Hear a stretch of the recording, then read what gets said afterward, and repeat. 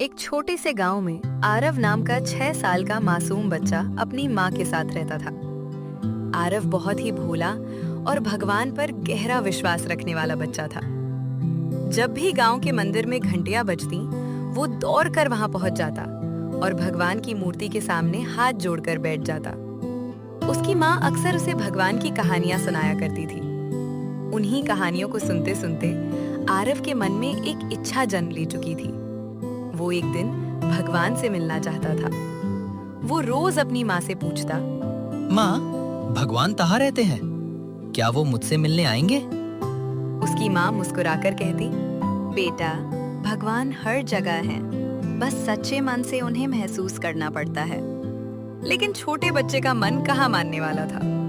उसने ठान लिया था कि वो एक दिन भगवान को ढूंढ कर ही रहेगा और उनके साथ बैठकर रोटी खाएगा। एक सुबह आरव जल्दी उठ गया। उसने चुपचाप रसोई से अपनी माँ द्वारा बनाई गई कुछ रोटियां और थोड़ा सा अचार एक छोटे से थैले में रखा। फिर बिना किसी को बताए भगवान को ढूंढने निकल पड़ा।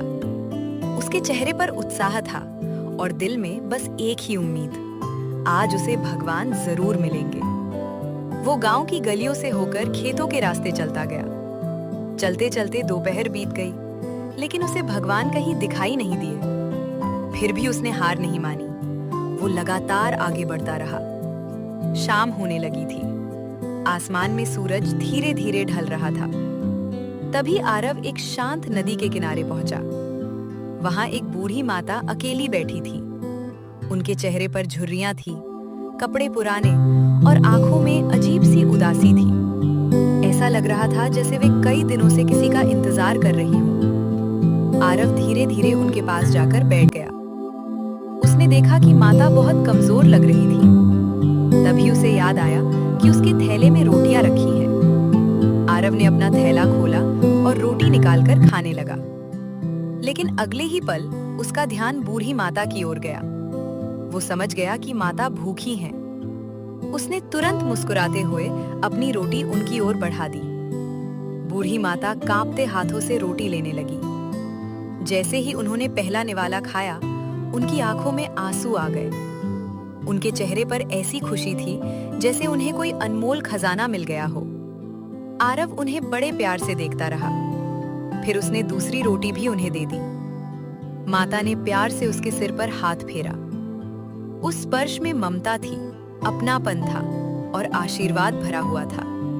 अब दोनों नदी किनारे साथ बैठकर खाना खाने लगे। हवा धीरे धीरे बह रही थी। वातावरण में एक अजीब सी शांति थी। आरव को ऐसा लग रहा था जैसे वो सच में भगवान के साथ बैठा हो। बूढ़ी माता भी उसे बार बार प्यार से देख रही थी। उस समय दोनों के दिल में केवल प्रेम था, न कोई स्वार्थ, न कोई भेदभाव।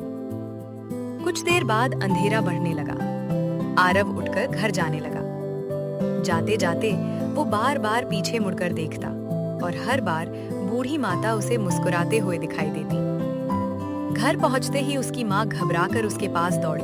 वो सुबह से अपने बेटे को ढूंढ रही थी, लेकिन आज आरव के चेहरे पर एक अलग ही खुशी थी। माँ ने पूछा, बेटा, आज तुम इतने खुश क्यों हो? माँ, आज मैं भगवान से मिला। मैंने उनके साथ बैठकर रोटी खाई। आपको पता है, भगवान बहुत बूढ़े हो गए हैं, लेकिन वो बहुत प्यार से मुस्कुराते हैं। उसकी आंखों में सच्ची खुशी चमक रही थी। उधर बूढ़ी माता भी अपने घर पहुंची। पड़ोसियों ने देखा कि आज उनके चेहरे पर अलग ही चमक थी। किसी ने पूछा, माता जी, आज आप इतनी खुश क्यों हैं? मैं 2 दिनों से भूखी थी। मैं नदी किनारे बैठकर भगवान से प्रार्थना कर रही थी कि वो मेरी मदद करें, और आज भगवान खुद मेरे पास आए। उन्होंने मेरे साथ बैठकर खाना खाया, मुझे अपने हाथों से रोटी खिलाई। भगवान बिल्कुल छोटे बच्चे जैसे मासूम दिखाई देते हैं। इस संसार में भगवान को देखने के लिए आंखों की नहीं, सच्चे दिल की जरूरत होती है।